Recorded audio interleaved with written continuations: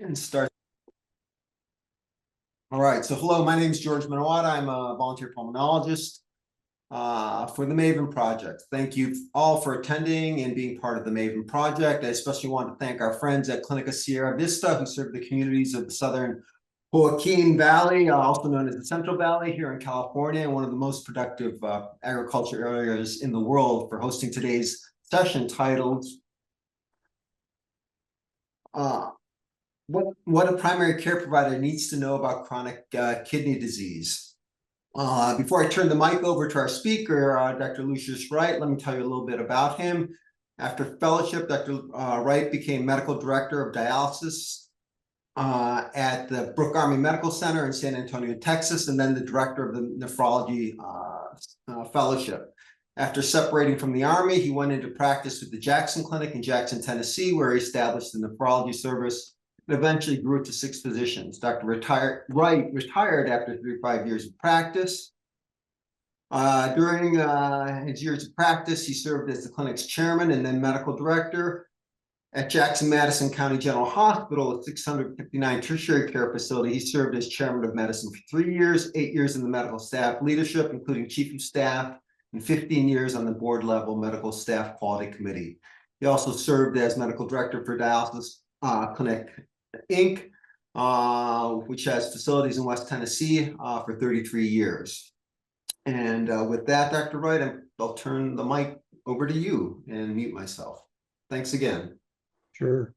So in the next 30 to 40 minutes, I want to try to cover what you as primary care providers need to know about chronic kidney disease. I'm not trying to make you an expert, and I am going to try to talk about some of the newer things. So we're not going to talk about stuff you probably already know. There'll be plenty of time for questions at the end, so feel free to jot them down and we'll try to cover those too.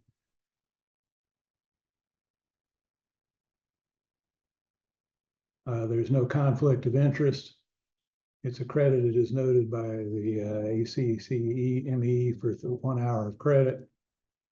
And my objectives today are for you to understand what the estimated GFR tells you about your patient, understand the importance of measuring proteinuria and what it tells you about diagnosis, prognosis, and treatment for your patient, understanding the basic approach to delaying progression of CKD in patients at risk using RAS inhibition with either ACE or ARBs, SGLT2 inhibitors, GLP-1 inhibitors, and finerenone, and to recognize your role in helping patients achieve dialysis last or never, as opposed to dialysis first as an outcome.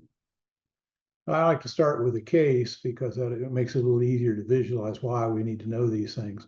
So we're imagining a 32-year-old male who presents to the emergency department for care of a severe laceration to his arm sustained in a car wreck. He was noted to have hypertension with a blood pressure of 190 over 110 on several occasions.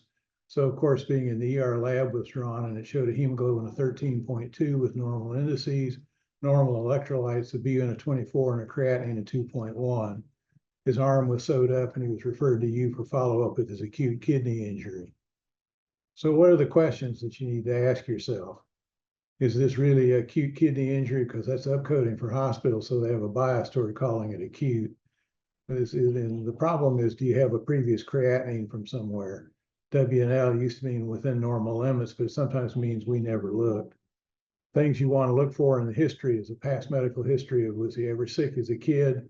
Has he ever been told he had hypertension? Was he ever had an abnormal urinalysis, say for a sports physical or for an induction physical? Is there a family history? There's some new observations about family history of chronic kidney clustering that we'll talk about. Let's talk about that right now before I move on, because autosomal dominant polycystic kidney disease is the prototypical example. There are 2 genetic markers that have been identified, but measuring them is not really ready for prime time. Someday, but not yet. There's a myth out there that families have a typical time. So if daddy developed kidney failure at 45 and I'm 60, then my chances of having it are 0. That's not true. Part of the problem was the difficulty in making the diagnosis before ultrasound and CT scan.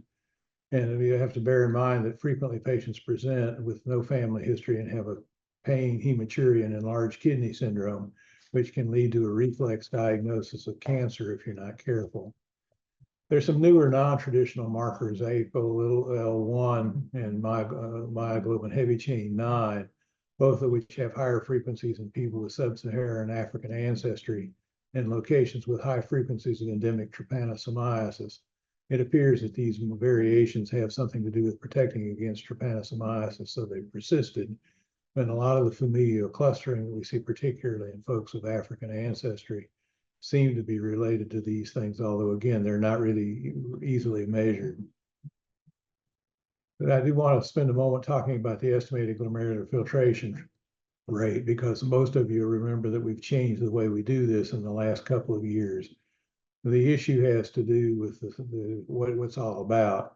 The notion of was that if we estimated the glomerular filtration rate as opposed to just reporting the creatinine, we'd be able to stage the chronic kidney disease. So we could say things like stage 3, stage 4, stage 5. The current lab formula is based on newer methods for measuring creatinine to the second decimal point, compared to earlier versions, which can only measure it to the first decimal point.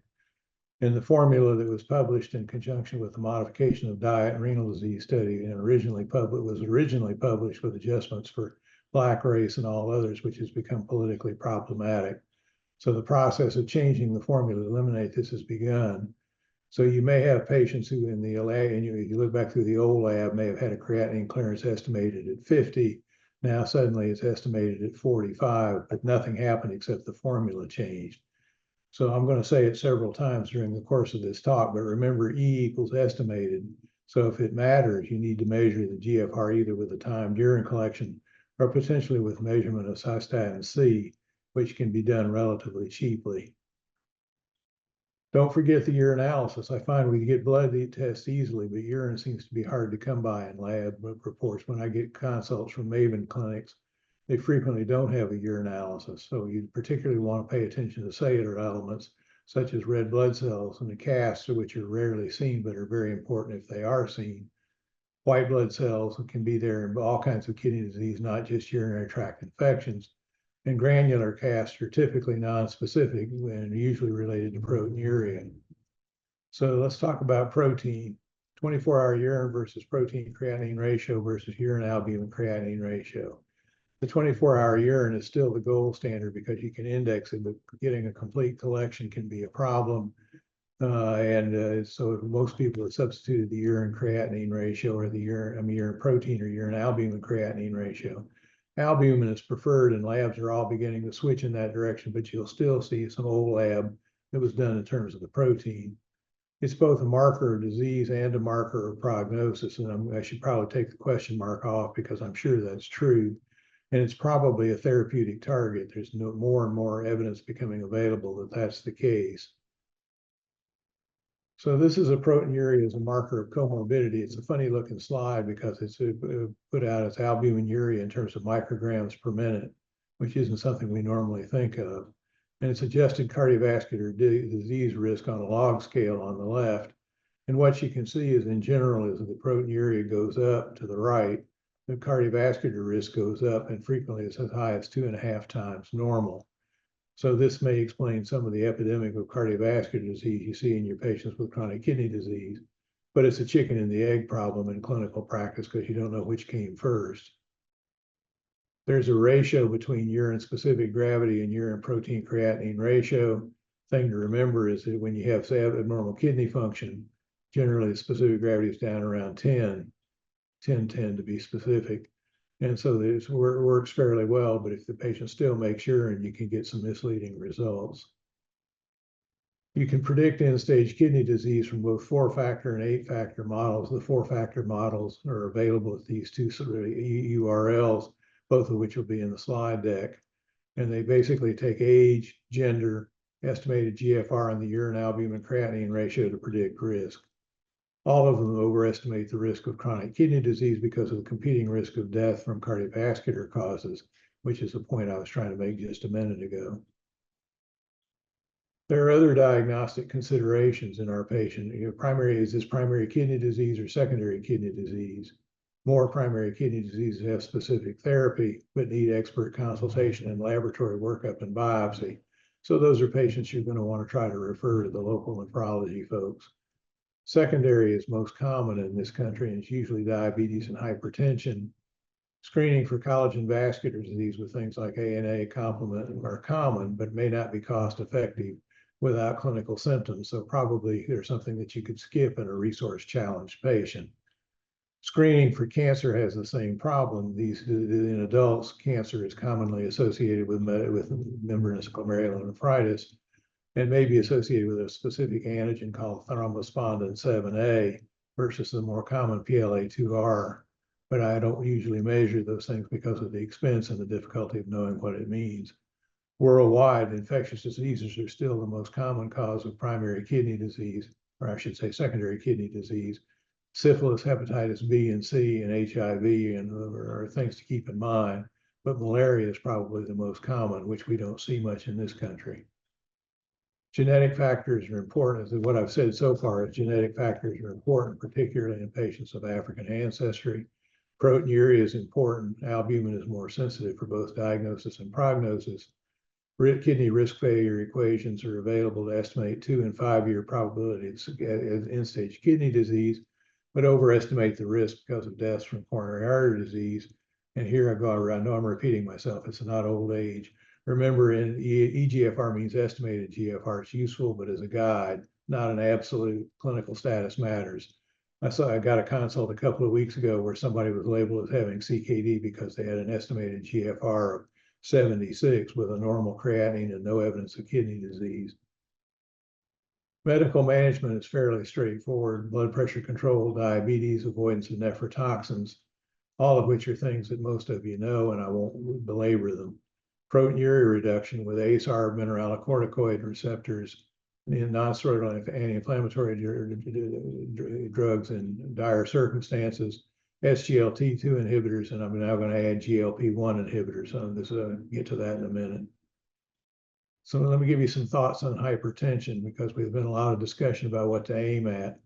ACE and ARB are desirable because of the 20 to 30% relative risk reduction associated with their use in people with kidney disease.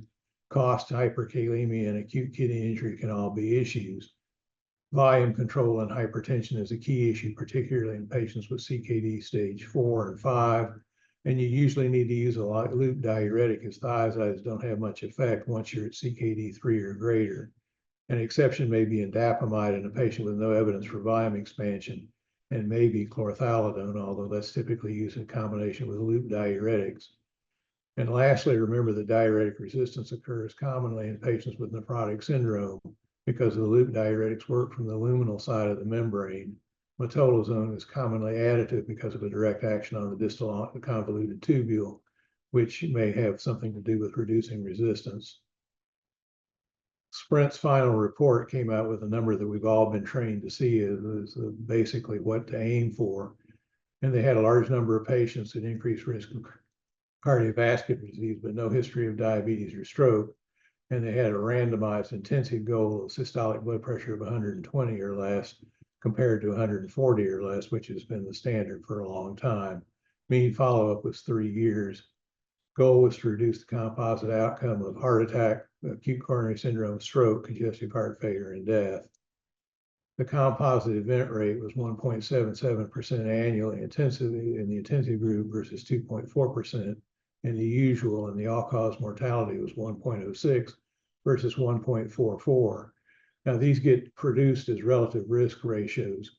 So you'll see things like a 40% risk reduction, but the risk was only 2.4% to 1.77%. So basically, for treating 100 patients, you prevented 0.6 events.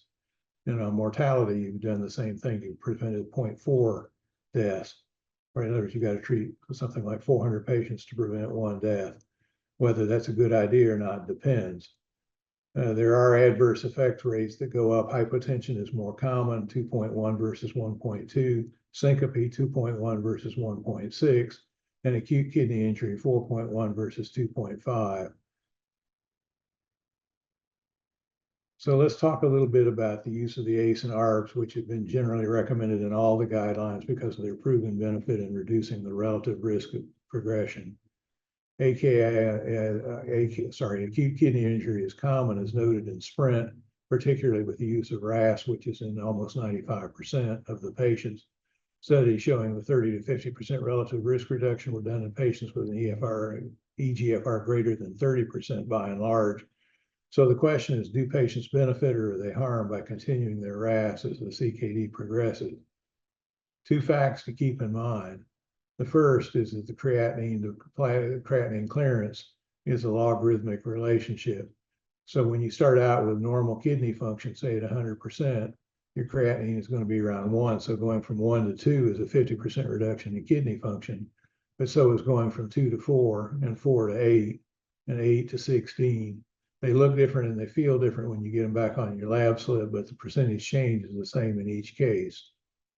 The second case to keep in mind is, or second fact to keep in mind, is renal autoregulation occurs, and the stable renal blood flow occurs in a mean arterial pressure range between 60 and 160 in normal. What isn't really known very well is whether or not this is true in patients with chronic kidney disease or not. There may be some reduction in the ability to do autoregulation, but part of the effect of ACE and ARB is by influencing the autoregulation because of its effect on the afferent arteriole. So does stopping RAS in chronic kidney disease matter? There's a study published in the New England Journal of Medicine in 2022 that looked at 411 patients in the United Kingdom with CKD3 or higher, and they were randomized to either stop or continue the RAS inhibition for and followed for 3 years. Their bottom line conclusion is among patients with advanced and progressive chronic kidney disease, discontinuation was not associated with significant between group differences in the long-term rate of decrease in the eGFR.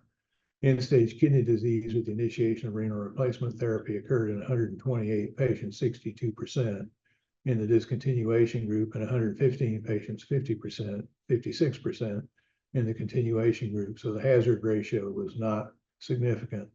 Adverse events were significant with respect to cardiovascular disease and deaths. So their conclusion from this was that it was kind of a dealer's choice. It didn't seem to be any particular benefit to stopping, nor did there seem to be any particular harm in stopping.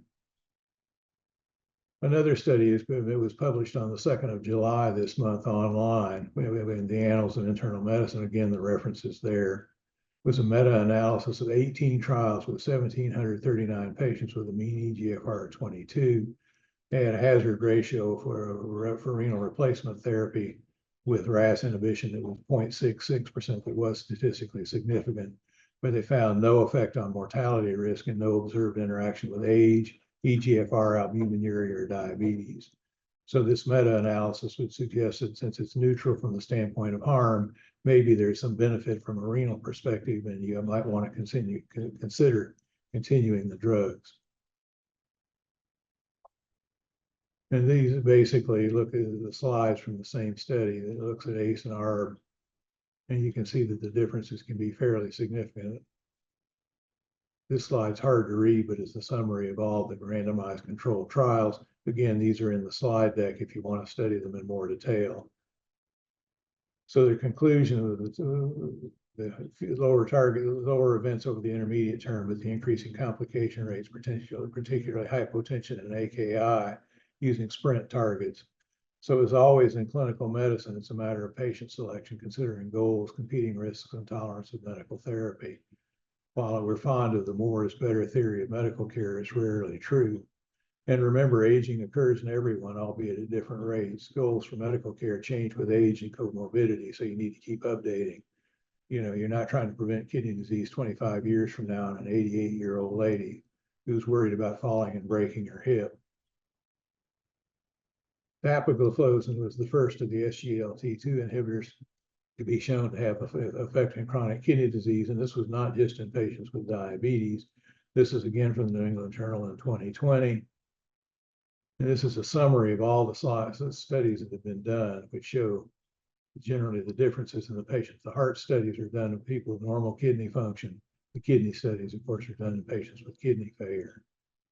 Hard to read this slide, but the one you want to see is next to the bottom down here. Let's see if I can get this thing. DAPA CKD without diabetes had a relative hazard ratio of 0.5%. So it made a big difference even in the absence of diabetes, which is one of the reasons it's been promoted to use these drugs. So basically, this is a summary of the study that showed the composite endpoint of decline in eGFR of greater than 50%, end-stage kidney disease or death. And the trial was stopped early when the hazard ratio of 0.56 was seen in the treated. Death occurred in 4.7% of the patients taking the drug and 6.8% of the patients on placebo. So it did appear that there was a survival benefit as well. So renal protection seems additive for patients with established diabetic renal disease when combined with ACE or ARB. It's generally been limited to patients with eGFRs greater than 25 because of the labeling of the product, although that's being pushed by studies that are still ongoing. It's associated with natriuresis, which is his mechanism of action, and probably why they're particularly good in patients with heart failure with reduced ejection fraction, but also associated with acute kidney injury, especially in patients on ACE and ARB. They're costly. Then the question is whether you'd want to use SGLT2 or GLP-1 for heart disease. Fournier's gangrene has been reported and it's gotten a lot of negative press because it's a terrible disease, but how much of a risk it is still being defined. And there's probably an increased risk of lower extremity amputation, although that's being checked too. So what I've said so far is blood pressure control with ACE or ARB help delay progression. The goal is uncertain, but guidelines recommend the sprint targets if possible, using standardized blood pressure medicines, not the usual care measures. Let me stop and digress for just a second. Well, I don't know how it is in your clinics, but in my clinics, patients walk in, the nurse talks to them for a minute, slaps a blood pressure cuff on, takes a manual blood pressure and writes it down. That's not what they did in Sprint. They put the patient in a cool, dark room, had an automated blood pressure device that took 3 blood pressure measurements over 15 minutes and averaged them. Now, I don't know that you're going to be able to do that in your clinic flow, but it's the kind of thing where there is a difference, probably as much as 10 millimeters systolic between the random usual care and the Sprint care. SGLT2 inhibitors are the hot new kids on the block, but they're in early days yet, and the complication and the risks are still being defined. GLP-1 antagonists also delay deterioration in diabetic nephropathy. Here's the hot off the press of the study. The FLOW study was published today in the New England Journal of Medicine, which is kind of timely. Actually, I got my copy on Tuesday. It's been published online before that. This is a large study of patients with eGFR 25 to 50 milliliters per minute with albumin creatinine ratios between 300 and 5,000 milligrams, followed for a median of 3.4 years. The primary outcome was major kidney disease events, which was a composite of end-stage kidney disease requiring treatment with dialysis or transplant, or an estimated GFR less than 15 milliliters per minute, a 50% reduction in eGFR from baseline, or death from kidney-related or cardiovascular disease. The headline is the 24% relative risk reduction in the treated group. The mean decrease in eGFR was only 1.16 milliliters per minute lower compared to the control. 20% relative risk of death in the group. This slide is a little small, but I had trouble copying it. And what this shows is the difference between the rate of decline in kidney function in placebo on the bottom line versus semaglutide on the top. And what you can see is after a lead-in period of somewhere between 6 and 12 months, where there's not any real difference, the patients with semaglutide seem to do much better in terms of their loss of kidney function. And you have to bear in mind for thinking about this, that all of us are losing kidney function at about 1 milliliter per minute. So this is an impressive change in how people are doing, and to suggest that there's a real role. So the obvious question is, how do GLP-1 inhibitors fit in with the current dogma of SGLT2 inhibitors and ACE inhibitors combined? And the answer is, I don't know, but if I had an obese patient with diabetes, I'd consider GLP-1 inhibitors perhaps in lieu of SGLT2 inhibitors, but maybe we need to use them together. It'll be interesting to see what you all think in the conversation. Let me give you some data on renal replacement therapy, because all we've talked about so far is trying to avoid needing to think about this. And while these are specialized subjects that you don't generally get involved in, I think having some kind of idea as to what to expect to be able to counsel your patient is a good idea. First off, there are difficult medical regimens for the best patients to follow, and some patients can't follow them at all. They involve restricted diets, complicated drug regimen, dialysis either 3 times weekly or daily, clinic follow-up for transplant patients, and lifelong medications. So the question you need to ask is your patient a candidate, and what can they expect on average? This slide is a little old, but the data have been screwed up by the COVID epidemic. So whether these stories are going to be true or not in the future is still being determined. But it turns out between 2001 and 2016, there was steady improvement with survival, particularly for dialysis patients. But it still had a death rate of somewhere around 17 per 100 or 170 per thousand. So in other words, 17% of your patients were still dying in the first year or so of treatment. It did make a difference whether you had hemodialysis and peritoneal dialysis. Peritoneal dialysis did better. There was a lot of early mortality in patients with hemodialysis in the first 3 months or so. Think of hemodialysis as a cardiac stress test, and if you have significant coronary artery disease, or even if you don't know about it and the patient has significant coronary artery disease, you'll find out about it the hard way. This is all-cause mortality looking at the 10 years between 2010 and 2020, the most recent data that are available. And you can see that there's a spike upward. That's the COVID effect. How that's going to work out will have to be determined over the next couple of years. Question that often comes up in the consults is when to refer for a renal consult. If the patient's sick, we go ahead and get a consult. But if the patient shows an active urine sediment, kidney biopsy and aggressive therapy may be indicated. If the urine albumin creatinine ratio is greater than 300, you might consider it. And our patient referral is not urgent, but he does need a urine albumin or protein for determining a kidney disease risk. Remember, nephrologists don't have any tools for medical management that you don't have. We got the same drugs you do. The difference is we may be quicker to use them or push them a little harder, but that's because we got so little else to do. Monitoring lab quarterly is helpful to get an idea of the tempo of disease. If a patient is a candidate for renal replacement therapy, it's okay to wait till they get to stage 4, because about 80% of patients with stage 3 disease won't progress, and only time will tell. And I can't, since this is a MAVEN Project talk by and large, even though not all of you are working in MAVEN clinics, a lot of patients being seen in charity clinics are funded mainly by the federal government, which bars reimbursement for dialysis treatments rendered to undocumented aliens. Some hospitals get disproportionate share payments, which may provide for emergency treatments, defined as pulmonary edema, severe hyperkalemia, or overt uremia, but not for routine dialysis. That's in 40 of 50 states. Now, there are two positions to take on this. One is that regular dialysis is a standard of care and it's the just approach.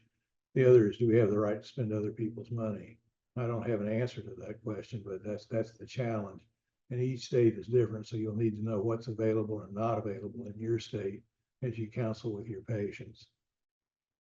So when working up a patient with newly discovered elevated creatinine, remember to assess proteinuria. Treat hypertension to as close to 125/80 as you can get without side effects, and use an ACE and ARB and loop diuretics if they have chronic kidney disease. Remember, the eGFR is just an estimate. It should generate thought, but not necessarily action. And as the primary care provider, you have a role to play in assessing your patient's suitability for dialysis. Have a real conversation and don't take the view that, of course, you'll do dialysis when the time comes. No dialysis is a viable option in the right circumstances. I'm going to stop sharing my screen at this point and get back to pictures where you can look at me and we'll ask questions at this point. Thanks, Dr. Wright. That was a great talk. I just want to clarify one thing. When you're talking about GLP-1, you meant agonist, right? Not inhibitor. Yeah, so you used the computer, my brain computer grabbed the wrong word, yes. Okay, yeah, all right. There's a question in the chat or asking if you could talk a little bit about CKD and PPI risks. It's been postulated for some time that proton pump inhibitors seem to be associated in population type studies with higher incidence of end-stage kidney disease. We're trying to figure out whether that's a real one or not. It was a subject of the study. There's been a recent, like in the last month, publication of a big major meta-analysis of all the studies, and suggests that over prolonged use, not necessarily 8 weeks, but use over years of chronic use of the drug, is associated with a slight but real increase in risk of chronic kidney failure. It's on the order of 0.1%, so it's not huge. It's not a risk factor in quite the way that we think of gentamicin, for instance, but it's a real risk, and it's the sort of thing that there are a lot of people taking the drug for not very well-defined reasons, and so they probably shouldn't be taking the risk and don't know they're taking the risk. Now, if they've got a Barrett's esophagus or something like that, that's a different story. They know what they're taking it for, and the risk is probably not prohibitive, but it's something to be monitored. Another question is, are there GFR cutoffs for SGLT2 inhibitor use? The package insert says 25 milliliters per minute. Now, having said that, I know that there are people who are being kept on the drug, and there are some folks who are being started on the drug later than that, but it's off-label use, and whether it's beneficial or not remains to be determined. Another question that comes up is, let's say you get you're seeing someone and they've got an elevated creatinine. Hopefully from your perspective, you're not going to get a referral based on a single data point, but would you get a urine or just repeat the lab at some point? I'm sure circumstances are going to dictate which choice you take, but what's preferred from your standpoint? Would you just get a repeat creatinine in a couple of weeks, a couple of months, or just go right to the urine? I think if you go to the urine, you know whether you got something to worry about. There are a lot of things that might change the creatinine from one time to the next, but you still haven't answered the question as to whether the patient has kidney disease or not.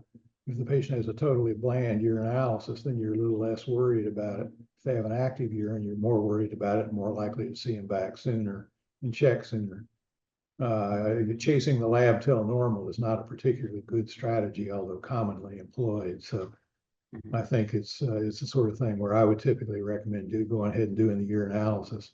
And if you have to call them back to do the urinalysis, go ahead and repeat the creatinine at the same time. I'd do both. And can you comment on the easy point of care, sticking a piece of paper, chemically treated piece of paper into the urine and seeing if there's Dipstick proteinuria is not particularly useful for quantitation. You have to have the lab actually measure the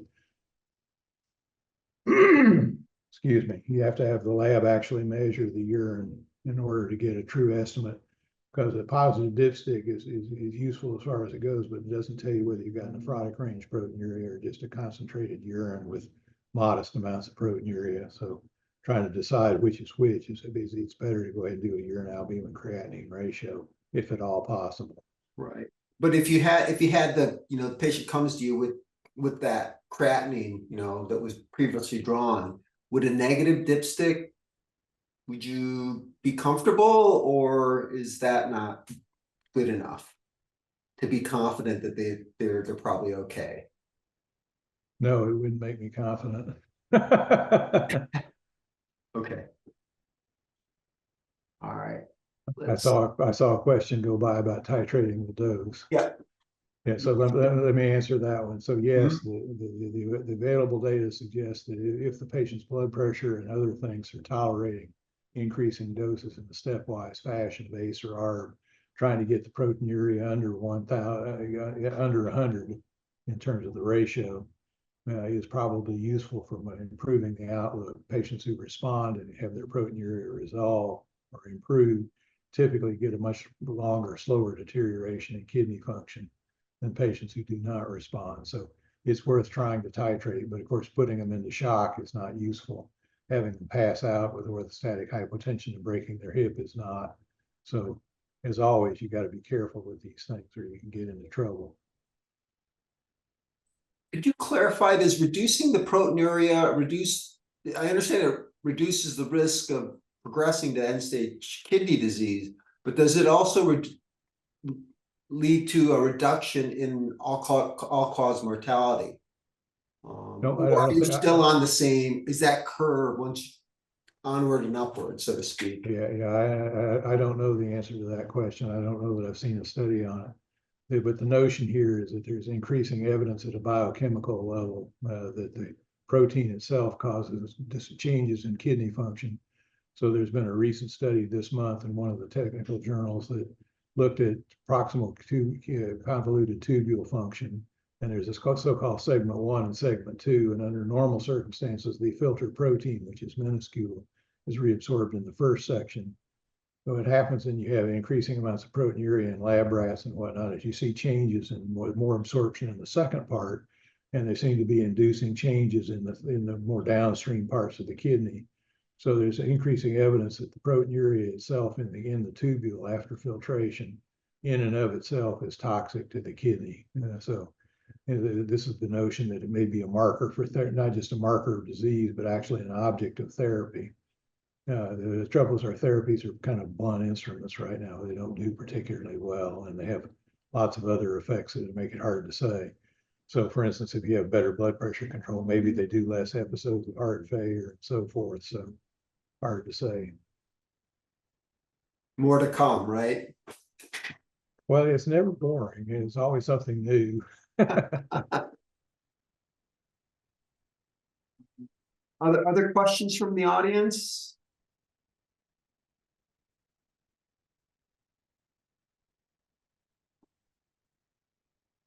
Oh, I'm surely I was more provocative than that. I tried hard. Maybe I went by too quick and you didn't hear it. Well, the sponsoring clinic is centered in the Central Valley, Southern Central Valley in California, and most of California is in a huge heat wave right now.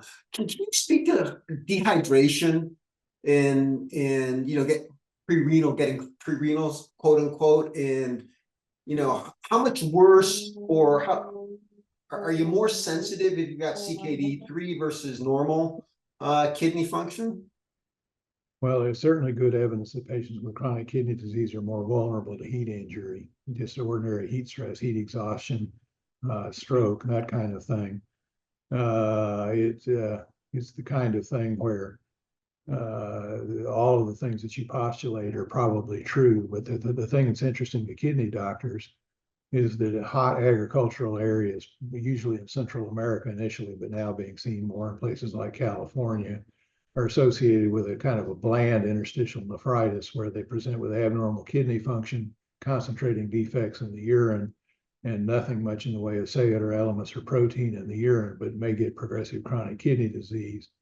So this is a clear instance of where the heat injury and perhaps with exposure to agricultural chemicals is giving people an interstitial nephritis, which may be epidemiologically important and may become more so with changes in ambient temperature. So both statements are true. Having chronic kidney disease, say from diabetes, makes you more vulnerable to heat injury, but having a constant exposure to heat may be a risk factor in and of itself. So hard to sort out the two.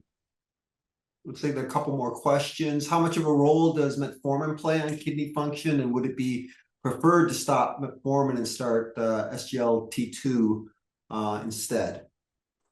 So metformin is not particularly beneficial or harmful to kidney function.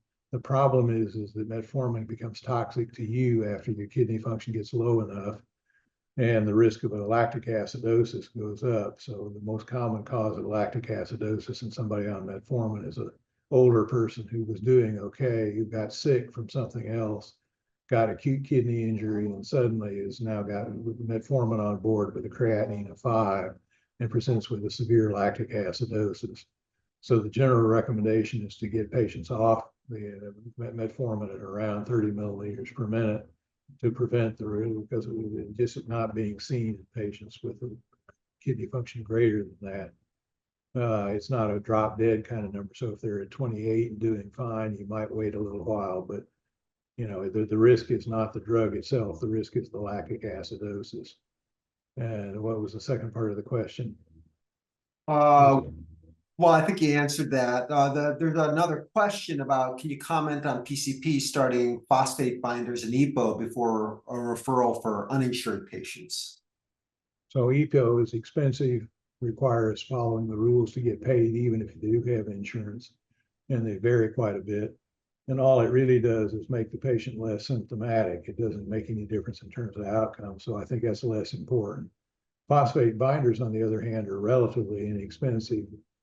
And it's the kind of thing where maintaining phosphate control does seem to be important for slowing down chronic kidney disease. So I would definitely be in favor of trying to find a way to do phosphate binder therapy, even if it's just in the form of Tums, and try to do that. But EPO, I think, is something that can be deferred in the average patient.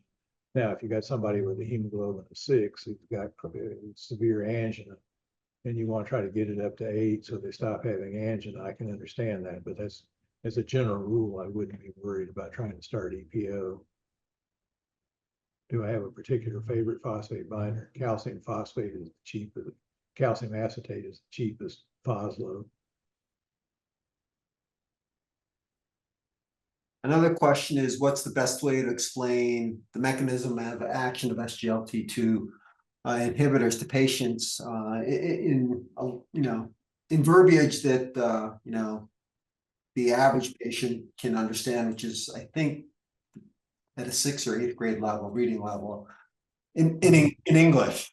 Around here is 3rd grade, but so way I would usually try to explain it is it makes you increase the amount of sugar in your urine, which brings out extra fluid, but also helps you weigh some of the calories. So it helps bring your A1C under control, but it also increases the amount of fluid that comes out of your body. So that's how I would try to explain it. Trying to get into more detail is probably not helpful.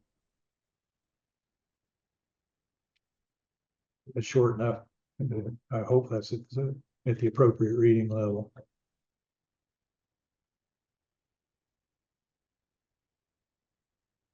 Other questions?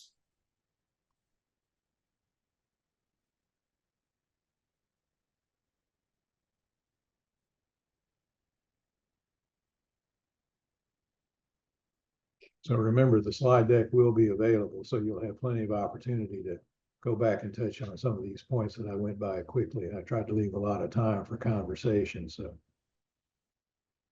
any opportunity to talk about it. Of course, you can always bring up a patient if you got one. We can talk about that in the last few minutes here. Any clinical questions that you might have a patient? Are there studies with the GLP-1 agonists in terms of CKD as the target, not coronary disease, but just straight CKD progression? Or yeah, that's what the FLOW study was designed to look at. They looked at cardiovascular mortality, but they didn't try to target cardiovascular risk, nor did they prohibit the use of other drugs. So 95% of the patients in the FLOW study, which is the one that was published today, were already on ACE or ARB, and they didn't change that on the protocol. So they stayed on whichever one they were already on. And if they were already on an SGLT2 inhibitor, they left them on that too. So the only thing that changed was whether or not they got the GLP-1. okay. But the primary outcome was it all-cause mortality?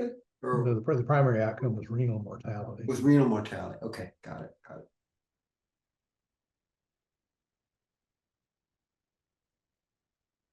Which is that funny looking slide I tried to show that showed the two curves that showed that after about a year there was a substantial slowing of the rate of deterioration.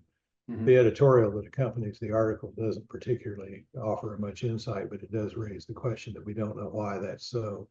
And it's different from what you see in all the other studies where the effect of separation occurs shortly after you start the drug and stays as long as you take the drug.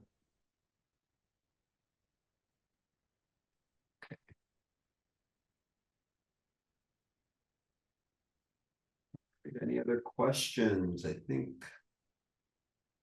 Well, again, for our audience and our sponsor clinic, thanks for attending. If there are other topics, whether kidney related or other specialties, there's a large catalog of possible topics that can be requested. Please look at them and contact Kristen Talbot. George, I saw two questions go by that I can answer shortly. Oh, one was a case of whether I preferred ACE or ARBs. ACE are cheaper. So I left my own devices. Lisinopril is available from Walmart for $4. So that's the one that's my default one. The other ones I use for people who have too much cough and that kind of thing. The second question had to do with ultrasound as part of the role of evaluation. If you're not sure, it can be helpful. If you're worried about polycystic kidney disease, it's helpful. If you're worried about occult obstruction, it's helpful. So if you have somebody where it's not obvious what's going on, it's a good idea. It's something I would do routinely in a new patient where resources were not constrained. If you got a patient who's got no insurance, I don't think you're hurting the patient to skip it in the absence of signs of obstruction, because you can determine bladder neck obstruction without an ultrasound. You can do that by Foley catheter in the male and all that kind of stuff. You'll miss a few, but not very many. But the advantage of doing an ultrasound is it gives you some idea of kidney size. So if you're looking for chronicity, a small kidney is a sign of chronicity, basically. Hope that's a short answer to a longer question. I hope I did justice to it. And I'm not sure if the question is, well, I would guess the question is sending someone for an ultrasound or to an imaging center or to your own imaging group, not point of care ultrasound is my. Yeah, well, that's my guess. Yeah, somebody else is going to do it for a fee. Yeah. So it's the kind of thing where I would commonly do it as part of the data gathering, but it's not something that's essential if there's an insurance problem. Yeah, I think point of care ultrasound, the technology is moved along quite a bit in the last 10 years. It might become, like the stethoscope, or what the stethoscope once was. And so you only wear that to let people know you're a doctor, so you look like you're a cool TV doctor with it hanging around your neck, right? Right. Correct, not point of care, yeah. But there are handheld ultrasounds now that can do amazing stuff, and they have a lot of diagnostic support. They can look at an image and tell you what you're looking at. So it's pretty impressive. Some of the point of care stuff, at least in stuff that's available in the ICU and in the hospital setting.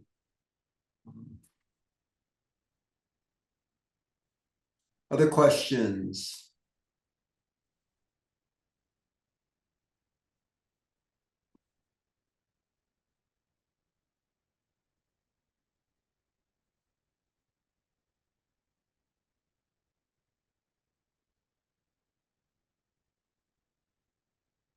Okay.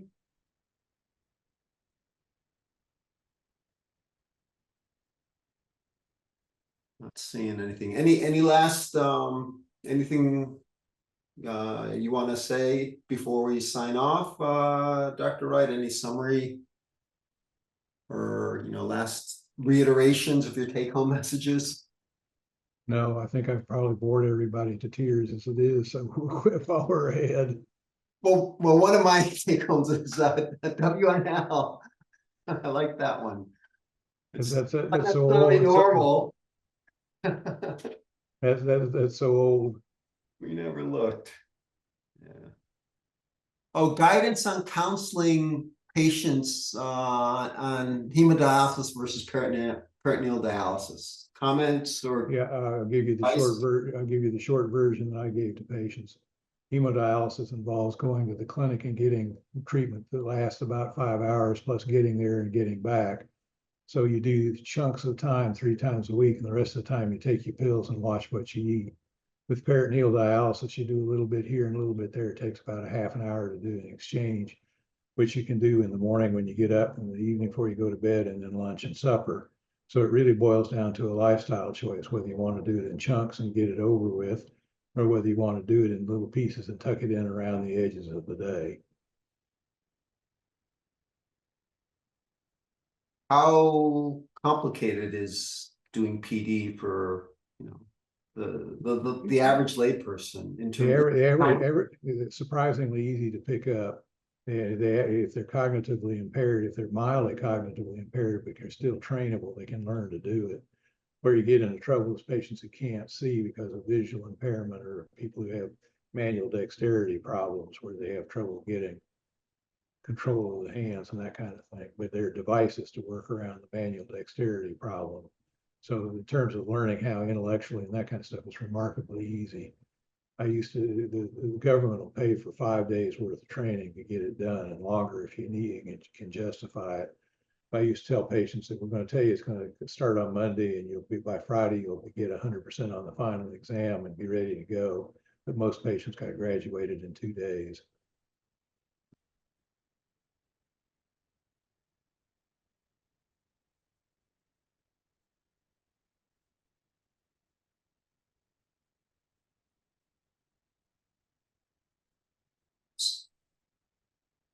No further questions. Just a little bit of follow-up on that. I mean, I don't know if my experience is the common one or not, but it just seems to be most patients are on HD, not PD. Is But most patients on dialysis are already retired, so going to the clinic is a great socialization thing, gives them something to do. It's kind of like going to the gym. They go to the dialysis unit instead. So do you think that's a big or a significant driver of it? Or are there other things? I'm just wondering, are there reimbursement, you know, when I see things like that, there's got to be some dollar reason behind this, or well, the dollars actually favor home dialysis. Home dialysis is more profitable to the dialysis provider. It's cost neutral to the doctor, because the doctor gets the same fee either way. The issue that it comes up most often is control issues. A lot of docs have control issues, as you probably are aware. And the notion is they feel like they have better control if the patient comes to the clinic and the nurses are doing the treatment versus having the patient do it at home, whether the patient's doing home hemo or a PD, either one. So you have to get over the idea that you're in charge and in control, and that you can fix things by keeping it from happening. In fact, you're usually not there when something happens. So it depends on the skill of your nurses anyway. okay. So perversely enough, the government has changed the financial incentives over the years to encourage home dialysis without a great deal of success. And the other problem is there's good evidence that roughly half the patients starting dialysis are already cognitively impaired. And for those patients, it becomes more of a burden for the family. So getting them on the bus and sending them to the clinic might be easier than having to be involved with doing their exchanges after they get home from work and that kind of thing. Mm-hmm. Mm-hmm.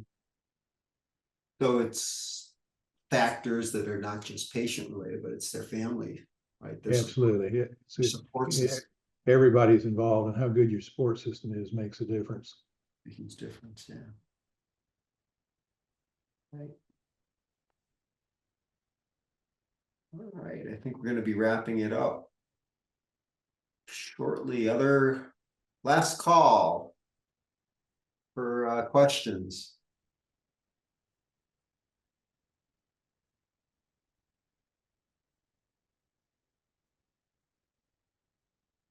Okay. Well, I think with that, we should wrap it up. Again, Dr. Wright, thanks again for a great presentation, great discussion. Thanks to the audience for great questions. I wish everybody a good rest of your day, and please come back and